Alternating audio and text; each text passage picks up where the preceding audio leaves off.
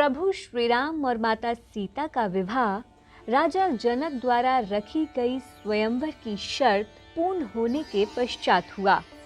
ये कथा तो लगभग हर किसी को ज्ञात ही होगी, लेकिन क्या आप ये जानते हैं कि स्वयंवर के दौरान राजा जनक ने दूर दूर के राज्यों में अपनी पुत्री सीता के स्वयंवर का आमंत्रण भेजा था, परंतु अयोध्या नरेश महाराजा दशरथ को इस स्वयंवर का न्योता नहीं भेजा गया था।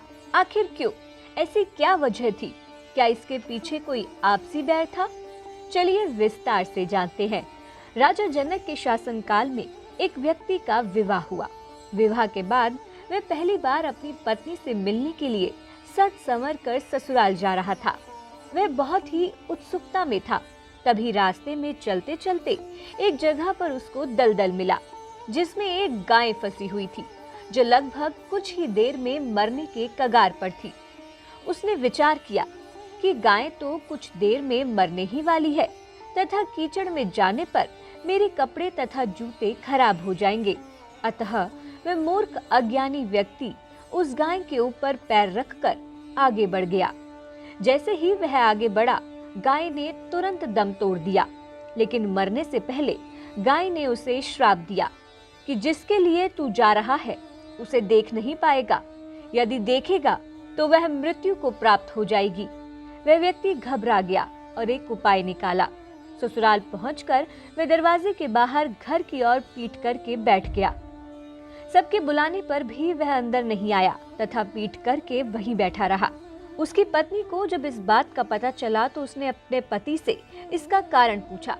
पत्नी के बार बार कहने पर उसने सारी घटना के बारे में बताया। उसकी पत्नी ने उससे कहा कि मैं पतिव्रता स्त्री हूँ, ऐसा कुछ नहीं होगा। उस व्यक्ति ने जैसे ही अपनी पत्नी की ओर देखा तो उसकी आंखों की रोशनी चली गई। अतः गौ हत्या का श्राप सच हो गया। वे दोनों अपनी समस्या लेकर राजा जनक के पास पहुँचे। राजा जनक के विद्वानों का कहना था कि अगर कोई पतिव्रता स्त्री छलनी में गंगा जल लाकर इस व्यक्ति की दोनों आंखों में छींटे लगाए तो इसकी आंखों की रोशनी आ सकती है। राजा जनक ने पहले अपने राज्य में पतिव्रता स्त्री की खोज की, फिर अन्य राज्यों में भी सूचना भेजी कि उनके राज्य में यदि कोई पतिव्रता स्त्री है तो उसे सम्मान सहित राजा जनक के दरबार में भेजा जाए। जब ये सूचना अयोध्या नरेश राजा दशरथ को मिली तो उसने पहले अपनी सभी रानियों से पूछा। प्रत्येक रानी का यही उत्तर था कि राजमहल तो क्या, आप राज्य की किसी भी महिला, यहाँ तक कि झाड़ू लगाने वाली, जो कि उस समय अपने कार्यों के कारण सबसे निम्न श्रेणी की मानी जाती थी, यदि उस स्त्री से भी पूछेंगे तो उसे भी पतिव्रता ही पाएंगे। उन्होंने राज्य की सबसे निम्न माने जाने वाली सफाई वाली को बुलाया और उसके पतिव्रता होने के बारे में पूछा। उस महिला ने स्वीकृति में गर्दन हिला दी। तब राजा ने ये दिखाने के लिए कि अयोध्या का राज्य सबसे उत्तम है, उस महिला को ही राज सम्मान के साथ जनकपुर भेज दिया। राजा जनक ने उस महिला का सम्मान किया और उसे विद्वानों द्वारा सुझाया गया कार्य करने को कहा। उस महिला ने वह कार्य करने के लिए हाँ कर दी।